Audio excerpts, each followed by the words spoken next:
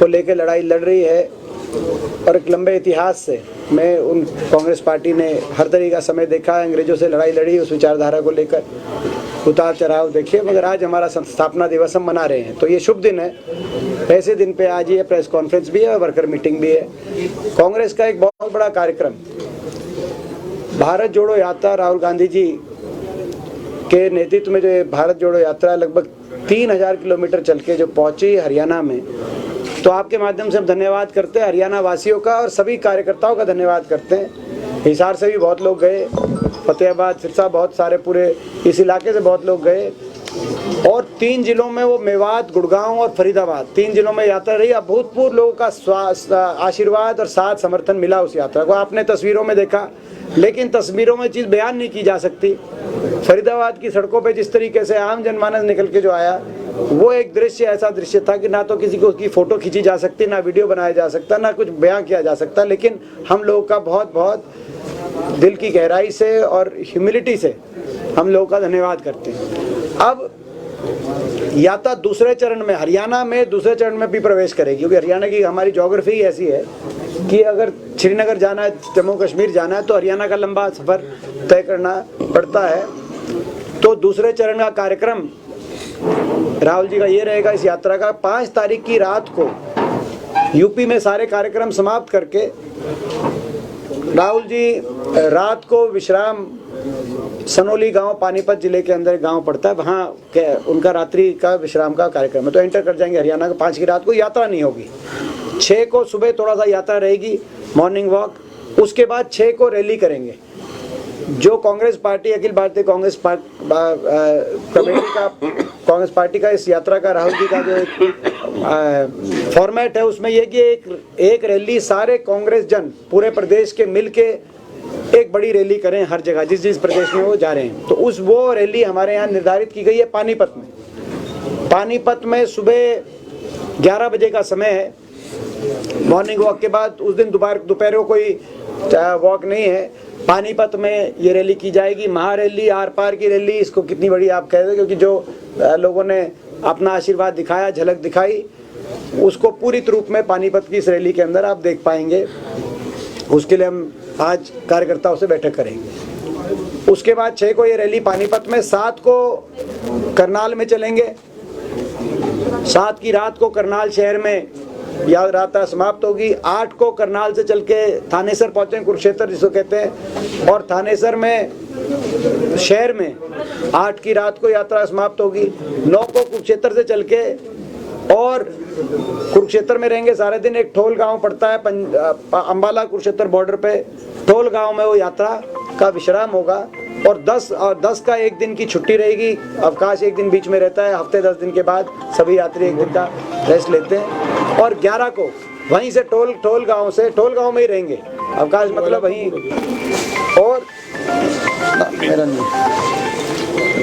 और 10 को एक दिन का अवकाश के बाद 11 तारीख को वहाँ से चल के वाया अम्बाला जो है, 11 तारीख को ठोल गांव कुरुक्षेत्र से चल के वाया अम्बाला पंजाब शंभू बॉर्डर पे हम पहुँच जाएंगे। ये शेड्यूल है, यानी कि कुल मिलाकर 5 से लेकर 11 तक 6 दिन का शेड्यूल है हरियाणा में दोबारा, इसमें एक दिन की छुट्टी है और एक दिन की रैली है। आज हम उसकी तैयारी के लिए बैठक है। हरियाणा में जो इतना समर्थन मिला, आप सवाल पूछो उससे पहले हम बता दें, ये हम मानते हैं कि ये प्रतीक इस बात का है कि राहुल गांधी जी की इस जो तपस्या है, जो ये उन मेहनत कर रहे हैं, एक सच्ची सही नीयत से उनका ये प्रयास है, उसको लेकर लोगों के मन में सहानुभूति राहुल गांधी जी के प्रति, कांग्रेस पार्टी के प्रति बड़ी है। और दूसरा, हरियाणा में लोग मौजूदा बीजेपी और जेजेपी सरकार से पूर्ण तरह से तंग आ चुके हैं। जो इनकी नीतियां हैं, रिकॉर्ड तोड़ बेरोजगारी देश में, बेइंतहा महंगाई, देश में सबसे ज्यादा महंगाई, घर का बजट बढ़ गया, बेरोजगारी, महंगाई, बेइंतहा भ्रष्टाचार, जेजेपी और बीजेपी ने जो महकमे बांट के आपस में लूट मचाई प्रदेश में, और भेदभाव, जाति धर्म भाषा का भेदभाव, ये जो नीतियां रही हैं जेजेपी और बीजेपी की हरियाणा प्रदेश में, इन नीतियों से भी हरियाणा की जनता का मोह भंग हो चुका है, पूरी तरह तंग है। और हरियाणा को विकास के रास्ते पे लेके जाने के लिए, एक उज्जवल भविष्य के लिए लोग आशा भरी नज़र से कांग्रेस पार्टी की ओर देख रहे हैं। इस बात का भी प्रतीक है जो लोग इतने उमड़ के आए। तो हम लोग का एक बार फिर धन्यवाद करते हैं। बाकी आपको कोई प्रश्न हो तो हम उनके हाथ उत्तर। सर, भारत जोड़ो यात्रा चली हुई है हरियाणा में, जब भी देखे बीजेपी के लोग यही कहते नजर आ रहे हैं कि पहले कांग्रेस को जोड़ दो। तो हरियाणा में कांग्रेस ये जो है, क्योंकि बीजेपी के पास हमारे लिए कहने कुछ है नहीं, तो 2-3 बातें कहेंगे बीजेपी वाले। मैं पहले ही जवाब दे दूं कि भाई कांग्रेस को जोड़ो, संगठन नहीं है। जो है मैं यही कहना चाहता हूँ बीजेपी वालों, कांग्रेस की चिंता छोड़ो और आप भी भारत जोड़ो, क्योंकि कांग्रेस एक है। अगर कहीं फूट है इस प्रदेश में तो वो बीजेपी में फूट नजर आती है। आदमपुर चुनाव में आपने देखा राव इंद्रजीत जी क्यों नहीं आए, केंद्रीय मंत्री नहीं आए, एक दिन आ जाते। कृष्ण पाल गुर्जर जी क्यों नहीं आए, सांसद अरविंद शर्मा क्यों नहीं आए। सांसद अरविंद शर्मा जी ये क्यों कह रहे हैं बार बार कि मुख्यमंत्री जी ऐसे हैं कि मुख्यमंत्री जी में समझ की कमी है। तो ये क्या कारण है कि भाजपा के सांसद इतने बुखर होके, और कितने विधायक कितने सांसद आए यहाँ आदमपुर चुनाव में। तो कांग्रेस एकजुट है। बीजेपी क्या कहेगी, हमारे संकल्प है भारत जोड़ो के लिए, हमारे हरियाणा के संकल्प मैं बताता हूँ आपको। उनके बारे में बीजेपी कुछ कह नहीं सकती। क्या संकल्प है? नफरत से प्यार को जोड़ो, भारत जोड़ो। बीजेपी कुछ कह नहीं सकती। हमारा संकल्प है हर गांव हर शहर को विकास की उसी रफ्तार से जोड़ो जो कांग्रेस सरकार में, हुड्डा सरकार में देखा गया था, भारत जोड़ो। हमारा संकल्प है किसान को एमएसपी की गारंटी और सम्मान से जोड़ो, भारत जोड़ो। हमारा संकल्प है गरीब को आर्थिक विकास से जोड़ो, यानी गरीब को 100 गज के प्लॉट, 2 कमरे का मकान पीले कार्ड से जोड़ो, भारत जोड़ो।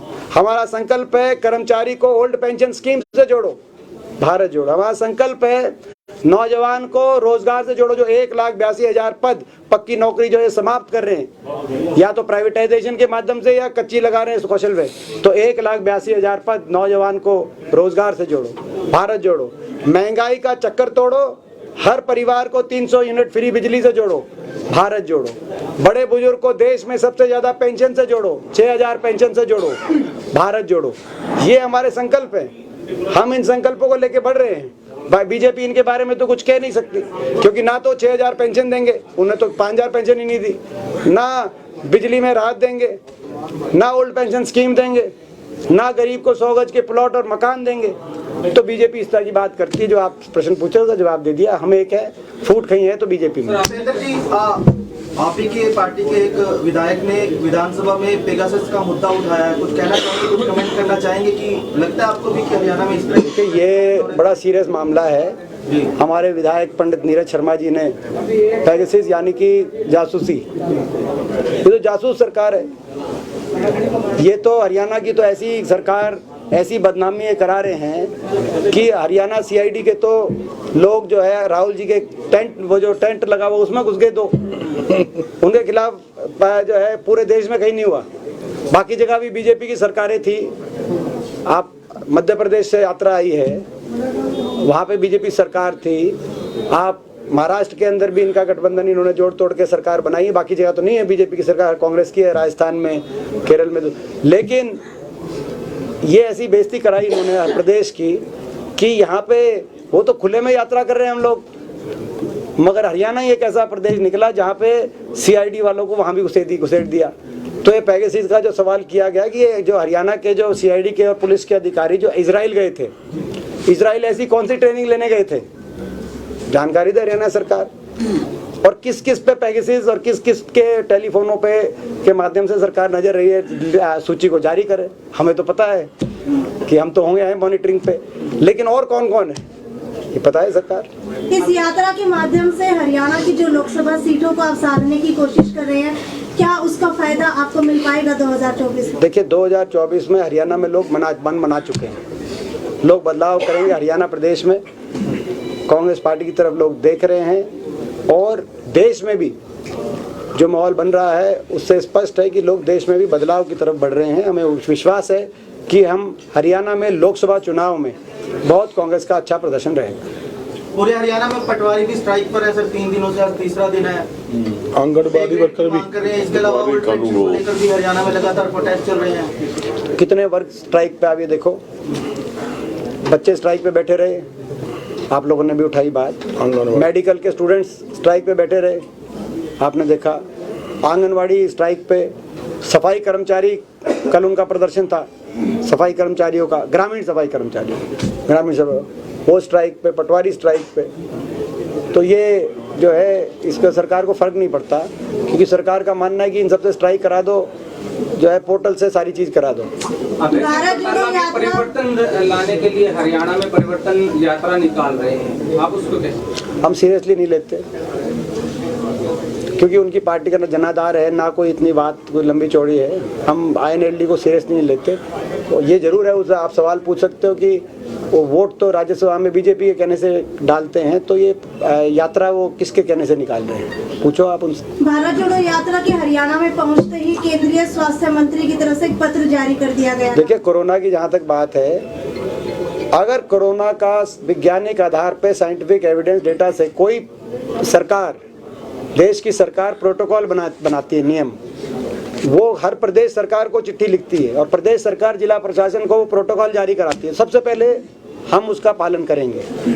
लेकिन अगर केवल सीधा चिट्ठी बाईपास करके सीधा कांग्रेस पार्टी को लिखी जाए कि भारत जोड़ो यात्रा बंद करो, ये हम स्वीकार नहीं कर सकते। ना बीजेपी को चिट्ठी लिखी उन्होंने, ना जेजेपी को चिट्ठी लिखी उन्होंने, ना किसी प्रदेश सरकार को चिट्ठी लिखी, ना कोई नियम बनाया, ना कानून बनाया, आपके लिए कोई ना कानून बनाया।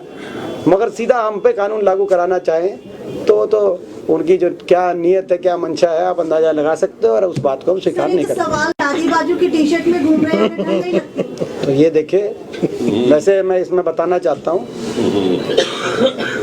क्योंकि बहुत लंबे समय तक मेरा साथ रहा है, लगभग 20 साल से मैं संसद में उनके साथ हूँ, और हम साथ ही लोकसभा के अंदर हमें सौभाग्य मिला था, और हम तब से मैं देखा है, उससे पहले से भी मैं उनसे परिचित हूँ, उससे पहले भी बहुत वर्षों से। जैसे हर आदमी की तासीर होती है, कुछ आदमी यहाँ पे बड़ी मोटी जैकेट पहन के बैठे हैं, कुछ पतली जैकेट पहन के बैठे हैं, किसी ने जैकेट का अपना खोल भी रखा है, जैसे इन्होंने बजरंग जी का गर्ग ने, हमने बंद कर रखी है। तो राहुल जी जब हम मोटी जैकेट पहन के भी जाते थे संसद में शीतकालीन सत्र में, विंटर सेशन में, तो वो आधी बाजू की जैकेट पहनते थे, वो भी खुली हुई, कभी कभी कम पहनते थे। आप देखो उनकी पुरानी तस्वीरें, बहुत कम आपको मिलेंगी। पहली बात। दूसरी बात, तासीर के साथ होती है तपस्या, तासीर और तपस्या। आप अगर जाओ, ये देश तपस्वियों का देश है, गंगोत्री पे आप जाओ, वहाँ पे जो जितनी इसने कठिन तपस्या करी है, सच्चे मन से तपस्या करी है, आप उनका देखिए। आप वो तो जो है वहाँ पे आपको जो है बिल्कुल मतलब जो है उनको कोई बड़े गर्म कपड़ों में आपको दिखाई नहीं देंगे, वस्त्र बड़े ज़्यादा लंबे चौड़े वस्त्रों में भी दिखाई नहीं देंगे। तो तपस्या, तो तासीर भी होती है, तपस्या भी होती है। इससे ज़्यादा तपस्या कौन? 3000 किलोमीटर 25 किलोमीटर रोज चलो आप। यहाँ पे सुबह 5 किलोमीटर चलने के लिए बड़ा मारामारी हो जाती है कि 5 किलोमीटर चल दिए, आज हम 7 किलोमीटर चल दिए, ये 25 किलोमीटर चल रहे हैं रोज। तो तासीर और तपस्या है। मगर ये अच्छा है, मगर एक चीज अच्छी है कि एक टी-शर्ट ने जो है बीजेपी को परेशान कर रखा है, हम इस बात से खुश हैं। अच्छा ये बताइए, सलमान खुर्शीद ने राहुल को राम की बात रख दिया, बहुत अच्छी बात है कि नहीं? ये जो है उनसे आप विषय पूछिए। सर, जो यात्रा चल रही है राहुल गांधी जी की, उससे बीजेपी को एलर्जी हो रही है, उसकी कोई दवाई है कांग्रेस के पास? अभी मनोज नहीं, देखो तो अब जो है आपका में जिला परिषद के लिए कांग्रेस के पास कोई कौरम है, क्योंकि बहुत सारे ऐसे आपके पार्षद है कांग्रेस के जो बहुत अच्छे बहुमत से जीत करके आए हैं, आपके क्या बनाएंगे चेयरमैन कांग्रेस पार्टी? समय बताएगा। हुड्डा साहब, अगर बात कर लीजिए, जिस तरह से अभी ये रैली होगी, उसके बाद हरियाणा में क्या कुछ कांग्रेस का शेड्यूल रहेगा? एक यात्रा हरियाणा में भी शुरू करने की तैयारी है, ऐसा कुछ चर्चा? देखिए, अभी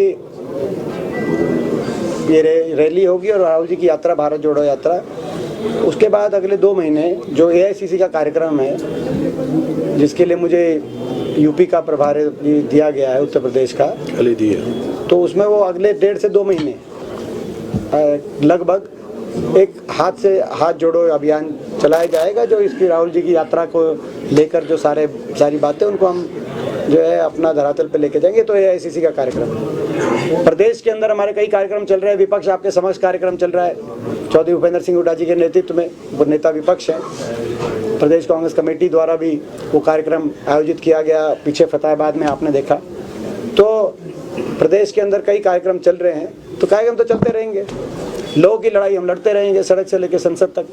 किरण चौधरी नाराज दिख रही हैं, उसको लेकर आपका क्या? किरण चौधरी नाराज आपसे बता रही हैं क्यों नाराज? आपकी यात्रा जो भारत जोड़ो यात्रा 3 दिन रही, वो आती पहले दिन उसकी जो तैयारी बैठक थी उसमें किरण जी भी थी और अपना श्रुति जी भी थी, सारे। गठबंधन की सरकार होने के बावजूद भी डिप्टी सीएम कहते हैं कि 5100 रुपए की पेंशन करने की 30 मन में। नहीं तो वो रैली के किस नाम की कर रहे हैं? वो धरना दे, सरकार में मंत्री हैं, उप मुख्यमंत्री हैं, उनको बैठ के बाद धरना चाहिए। उनके विधायकों को इकट्ठे करें, अपने विधायक पहले तो विधायक इकट्ठे हो नहीं रहे, धरना दें। ऐसा है कि इनकी नीयत मंशा कुछ और है। ये हम शुरू से कह रहे हैं, ये बुढ़ापा पेंशन का समझौता नहीं था, ये हरियाणा को लूटने का समझौता था, लूट की छूट का, भ्रष्टाचार, खुला भ्रष्टाचार करने का समझौता था। लूट लिया सब कुछ। आप पता तो करो ये एयरपोर्ट का आसपास का क्या हुआ, पता करो आप जाके। आप अपना क्या हर तरीके से शराब घोटाला क्या हरियाणा के अंदर आप पता करिए, एक्साइज घोटाला क्या हरियाणा के अंदर आप पता करिए, रजिस्ट्री घोटाला क्या हरियाणा के अंदर। ये तो लूट के छूट का सारी जानकारी के लिए आप राम कुमार गौतम जी से संपर्क करिए, वो बता देंगे आपको सारी जानकारी। तो अपना जो है ये बड़े दुर्भाग्य की बात थी, ये हरियाणा को लूट और भ्रष्टाचार के सुपुर्द करने का समझौता था।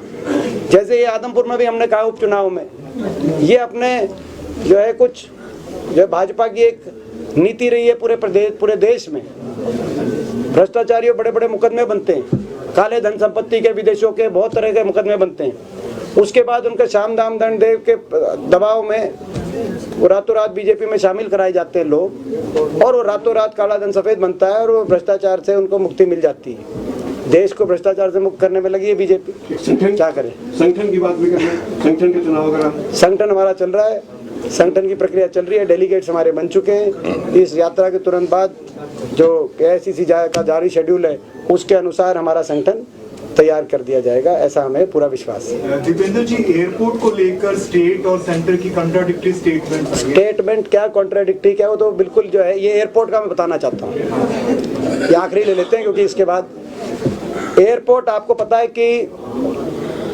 2013 में जब चौधरी अजीत सिंह जी नागरिक उड्डयन मंत्री थे, तब भारत सरकार की कैबिनेट मीटिंग ने पहले तो CCEA cabinet committee on economic affairs ये फैसला किया कि 50 छोटे एयरपोर्ट्स को सरकार डेवलप करेगी और सरकार उनको चलाएगी। फिर भारत सरकार की कैबिनेट मंत्री ने उन 50 में से 2 एयरपोर्ट हरियाणा के चयनित किए। प्रदेश सरकार ने 2012 में 4 एयरपोर्ट्स की प्रस्ताव भेजा था, पिंजौर भी था और नारनौल भी था, लेकिन उन्होंने 2 ही पिकअप किए, करनाल और हिसार। तब ये एयरपोर्ट मंजूर हुआ डोमेस्टिक एयरपोर्ट के लिए। उसके बाद इस सरकार ने आने के बाद वो सारे ठंडे बस्ते में जल की चीजें, इन्होंने फिर एक 2016 में एक नई नीति बनाई, भारत जो अपना मोदी सरकार ने, उस नीति का नाम इन्होंने रखा उड़ान योजना।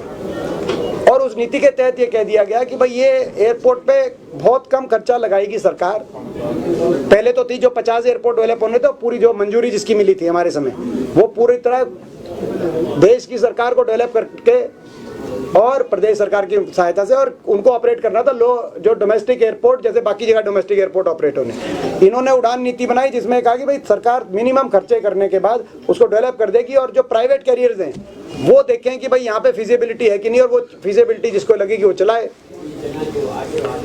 उस उड़ान योजना में मैंने सवाल पूछा था सबसे पहले प्रश्न जो आपने संसद के अंदर, उसका जवाब मिला था कि भाई कुल मिलाकर इस पे आज तक जो मंजूर हुआ है वो 36 करोड़ के आसपास इन पे पूरा मंजूर हुआ है उस उड़ान योजना ये वो। जबकि पहला जो एक्चुअल मंजूरी थी वो पूरा डोमेस्टिक एयरपोर्ट बनना था, वो कम से कम जो है 400-450 करोड़ की लागत थी, उसको घटाकर इन्होंने 36 करोड़ पे ले आई है कि भाई ये उड़ान योजना के तहत उतना 36 करोड़ के बाद इन्होंने एक कैरियर की बात करी।